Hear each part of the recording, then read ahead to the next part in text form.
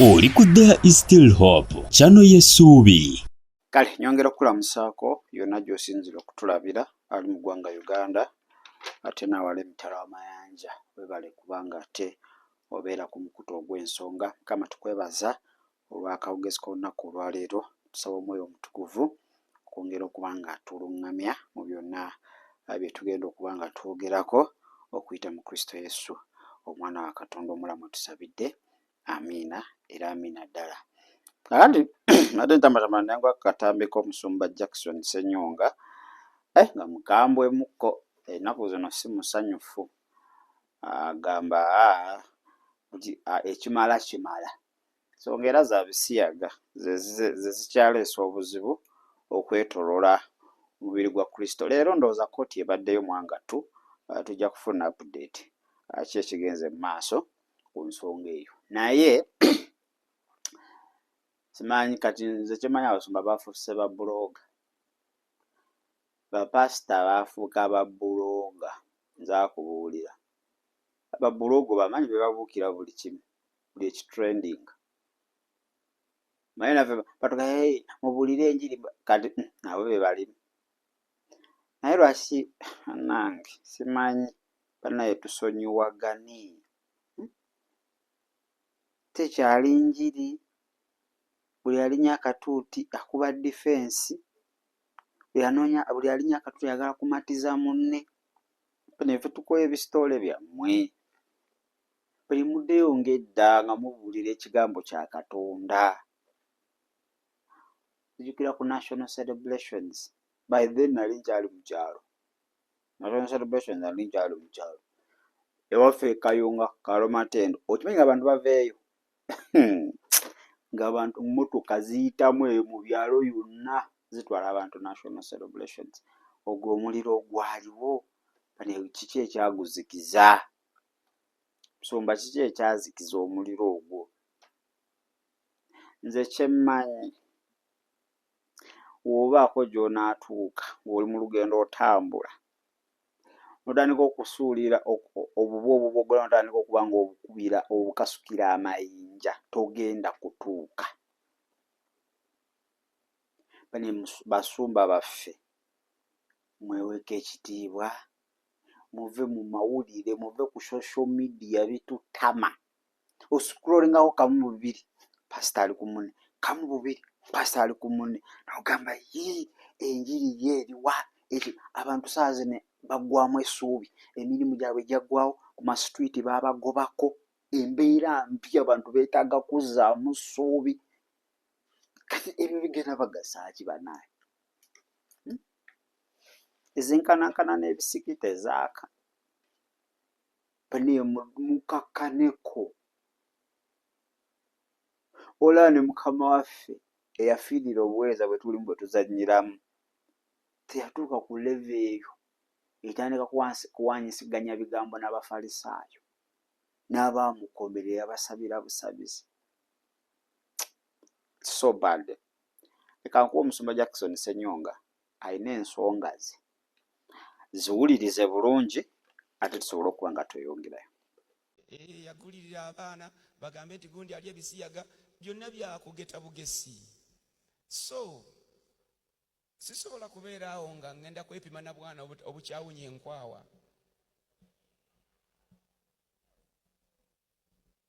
Tebugenda kunjogerera, tebugenda na kunjogerako. It's not fair, it's not right. We have built this ministry and our lives have been a sacrifice to this nation so that our testimony stands to bless a generation. Tosobola kuzannya buzannyi, kuzannyira ku buntu nga osala obuntu, onjogeza bye saayogera, okola obuntu bwe buti. We might have to take some actions kubanga setaani teyeenenya kirabika.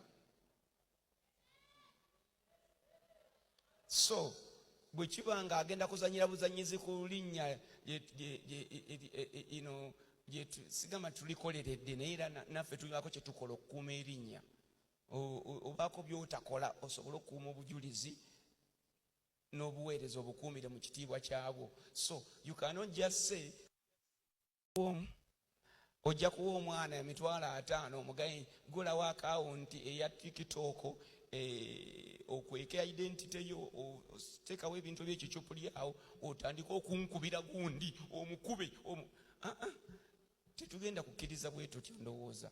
The time is coming and is about now to see that the Lord gives us what it takes, the wisdom, the knowledge, the approach to defend the testimony of the church and the testimony that we have worked for all this time. Kale ndowooza omusumba Jackson Ssenyonga omuwulidde mu nsonga ze. Ekisooka talina budde bw'agenda kuwa bwana obukyawunya n'enkwawa. Omanyi musumba bagenda kukozesa ensobi mu bigambo by'oyogera.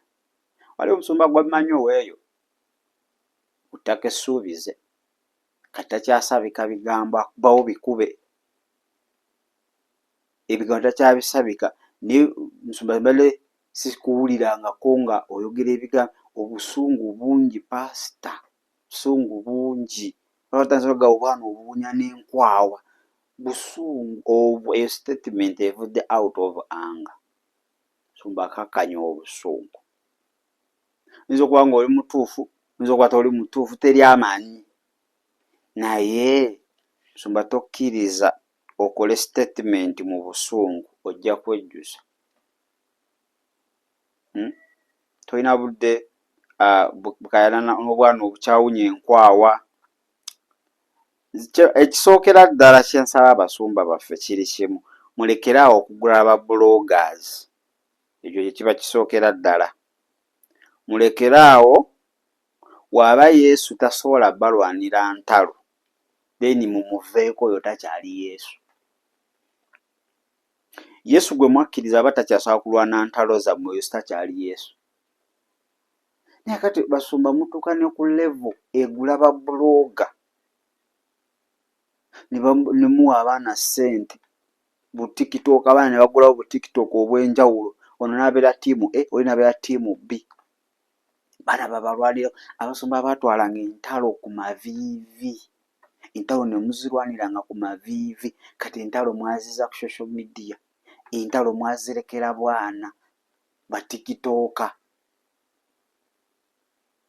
Mitwalo 4, mitwalo 5 kakadde bukanezi bukadde 10. Nedda kisusse. So kyensaba kiri kimu, mulekerawo ogulirira oba okuwa ba TikTok oba okuwa bano ba influencers okubalwanira entalo. Ekyo kye kiba kisookera ddala. Entalo tuzirekere Yesu. Ekyo kigenda kukendeeza omuliro kubanga bano be basinga okugukuma. Ate ekyokubiri buli omu ayogere n'ekibiina kye. Kuba ne mu bibiina omwo mulimu ki? Mulimu amagye gammwe agabalwanira.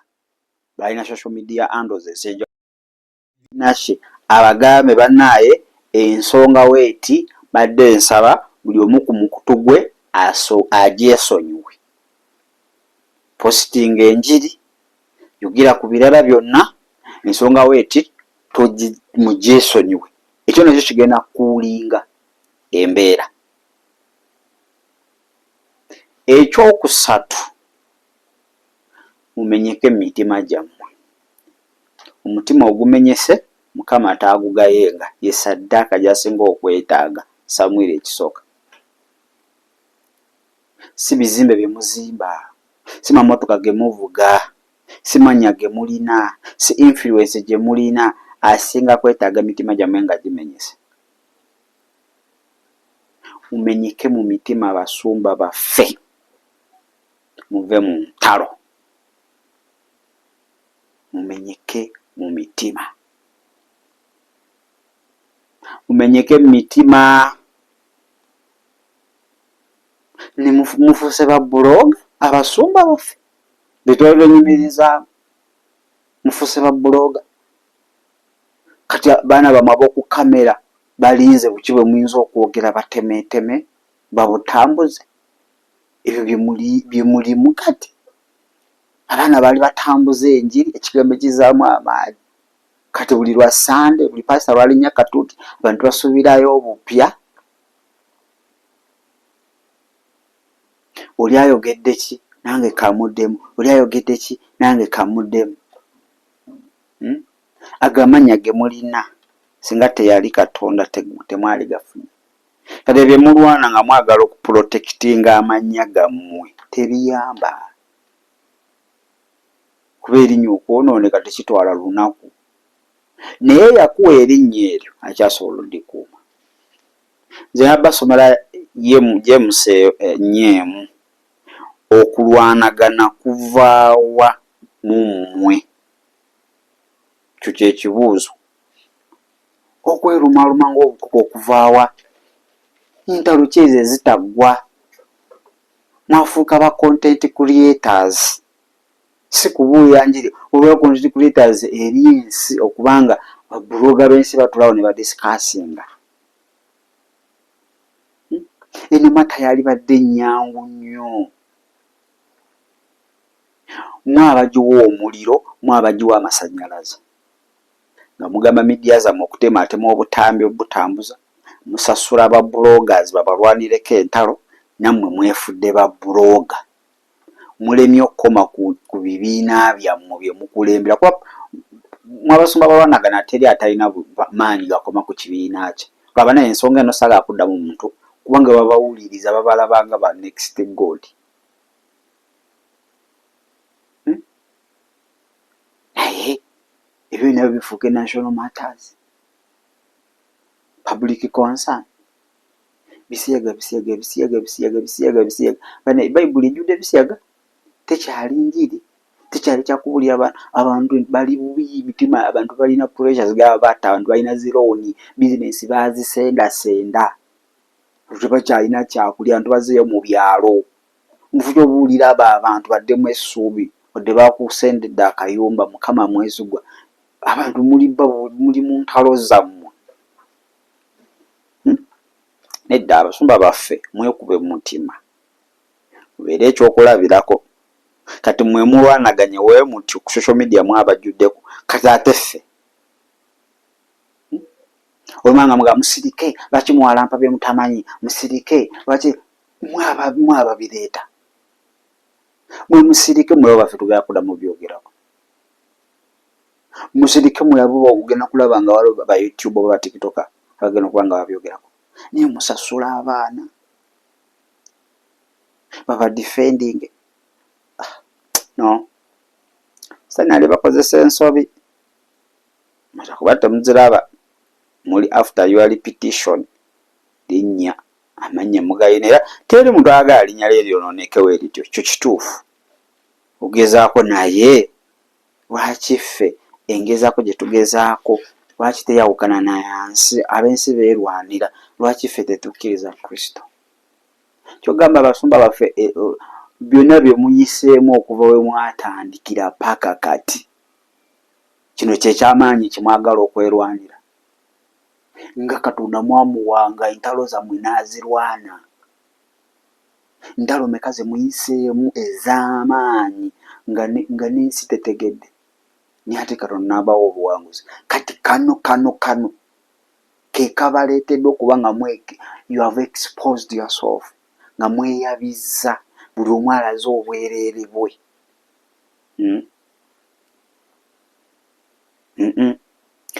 Nsaba bamaama babasumba baffe. Mami Jackson Senyonga ye mami ani? Mukyala wa Pastor Senyonga yani? Eva. Yes.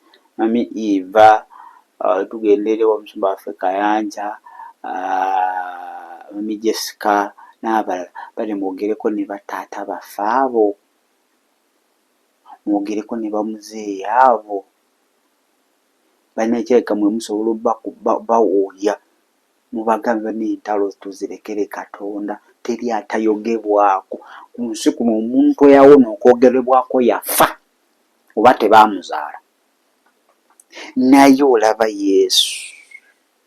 Simanyi yabba embaawo. Simanyi Yesu. Simanyi yakola ki. Simanyi nga twakula tuwulira bisitole. Simanyi Weeruminati. Paka n'Abafalisaayo bagambako nti Yesu akozesa Zerubbaberi. Weeruminati akozesa maanyi ga mu nnyanja. ne bamuyita Illuminati ne bamukola ki, naye engeri gye yahandolingamu matters teyabawa budde, yasigala ng'akola mulimu gwe. Buli w'owa sitaani obudde togenda kukola ky'oteekeddwa kola. Era singa Yesu yawa Abafalisaayo obudde n'abaddangamu n'akola ki, amazima simanyi tomanya, naye ate the finished work of the cross ndoza teyalirabise, baali mukozesezza ensobi. Buli woddamu wooti oli oba omuwa ekyokukola, asirise teyejjusa. Silence is a weapon. Kwirika oli ayogere. Ku sayidi zombi kuliko okubaako sayidi egi efuuke ng'ensiru, tetugambye ensiru, efuuke ng'ensiru ebima maze esirike. Oli ayogere byayogera. Ola n'abantu benyi bagerera nga oyogera oli taddamu, bagamba naye omusajja gw'osojjasojja ataddamu. Abantu bajja kudda na ku sayidi yo, Katonda ajja kulwanira olutalo oluganda. Naye entalo tuziyingizaamu ebibiina, entalo tuziyingizaamu abakristaayo, okitegedde, tebakyalina njiri kati balina ntalo z'abasumba baabwe ze balwana nazo. Okulwanagana kuvaawa mu mmwe, si byanfuna, simanya ge gabatawaanya, kuuma linnya lyo, byanfuna n'ebirala. Era otula byonna era ogala nga byonna byetoolera ku ki? Serefu. Sumba baffe museetinga ekyokulabirako ekirungi. Amannya ge Katonda ge yabakolera mutandise ogwonoona, mufuuse babbulooga. Kasoola emiriro buli enjiri yazo n'otandika kuddamu bakuwalampa, oba omaze okuba ng'otandika okukkirira, oba otandise ebyo sitaani byayagala muddemu, asooke ayuwe.